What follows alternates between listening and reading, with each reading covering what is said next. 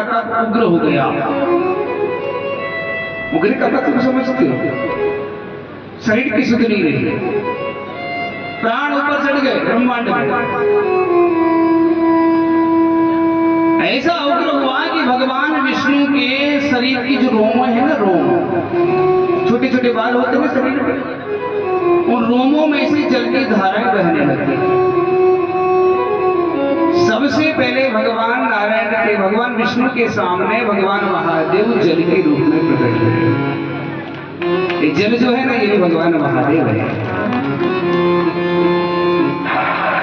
उनके रोमों में से जल के रूप में प्रकट हो गए।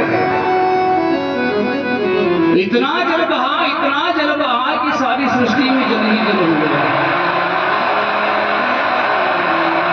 कोई इसका शेष नहीं बचा।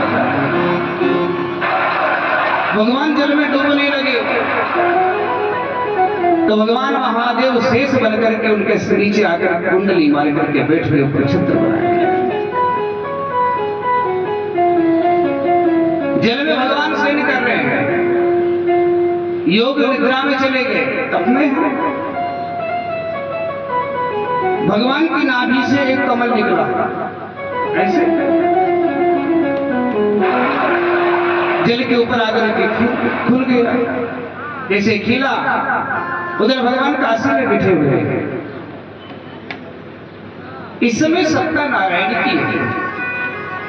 जैसे ही भगवान के शरीर से जल बहा, नार में जल, वो समय किसका था? जल का समय था, इसलिए उस समय भगवान का नाम क्या हो गया? नारायण हो गया।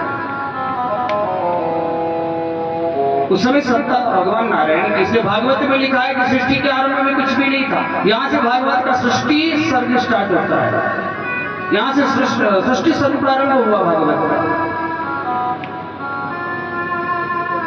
सृष्टि में जल ही जल था, सिर्फ नारायण ही विराजमान था और कोई नहीं था। और सत्य भी इस समय कोई नहीं था, भगवान तो निराकार है। फिर भगवान ने कहा कि चलो देवी शिवा से, इस समय सत्ता नारायण की है तो नारायण के दर्शन करने चलते हैं।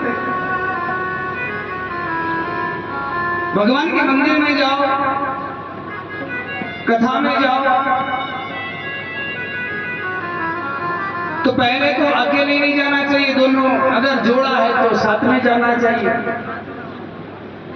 तो विशेष फल मिलता है। और फिर भी साथ में नहीं जा पाओ तो भगवान के मंदिर में जाओ, गुरु के यहाँ जाओ, बड़ों के यहाँ जाओ, कथा में जाओ, तो खाली हाथ नहीं जाना चाहिए, चाहे पुष्प बेलपत्र ही लेकर के जाओ, पर हाथ में कुछ लेकर के जाना चाहिए। कुछ और भी नहीं मिलता तो ज्यादा नहीं तो कुछ श्रद्धा अनुसार मुद्रा ही लेकर के जाओ। जो वस्तु आप भेंट करना चाहते हैं उसको मन में संकल्प करते हुए कि मैं उस वस्तु का ही ये भेंट करता हूं, लेकिन भगवान के मंदिर में खाली हाथ मत जाओ।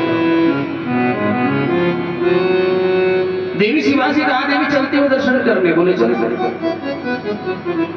अब आप विचार कीजिए, यजमान जब भगवान की पूजा करने के लिए बैठता है तो पत्नी को किस भाग में रखता है? दाएं भाग में, बाकी स्थान पर बाएं भाग।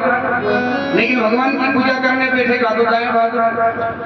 तो यहाँ तो सत्ता नारायण की है, भगवान महादेव दर्शन करने जा रहे हैं।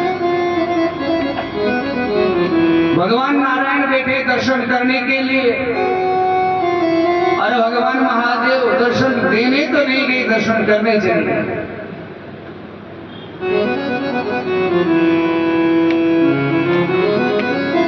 पत्नी को दाएं भाग में रख लिया,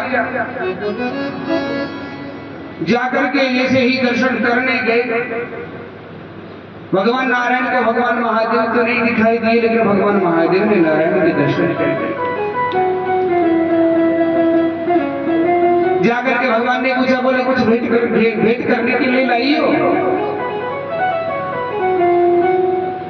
एक सत्य कहूं जीवन का आपसे, पति के पास कुछ भी हो, भले कितना ही हो, लेकिन जब कई बारी आती है और दोनों जोड़ा एक साथ ही हो, तो एक बार तो पति पत्नी की तरफ जरूर देखता है।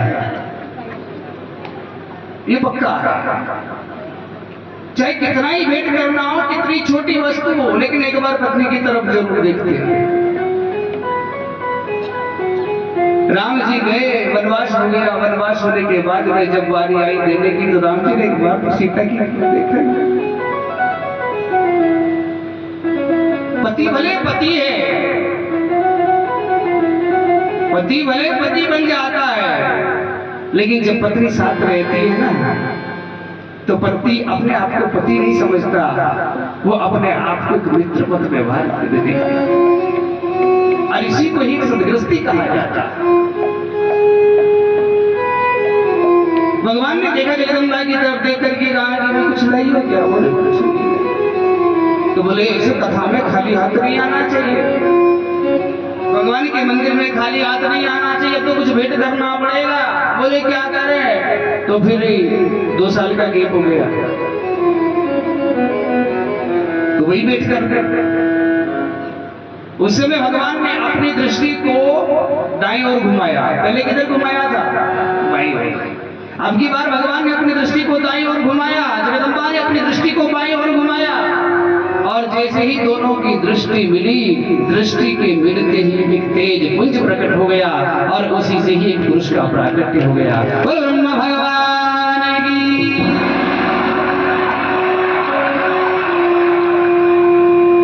चार भुजाएं, 5 सिर, इसके 5 सिर है। हाथ जोड़ करके भगवान को प्रणाम करने लगा। उस समय भगवान अंतर्ध्यान हो गए, बोले दर्शन नहीं हो सकते। भगवान को भेंट कर दिया। भगवान ने अपनी माया के द्वारा, महादेव ने उस पुरुष को अपने हाथों से उठा करके कमल के उस पुष्प पर रख दिया। भगवान तो चले गए, और वही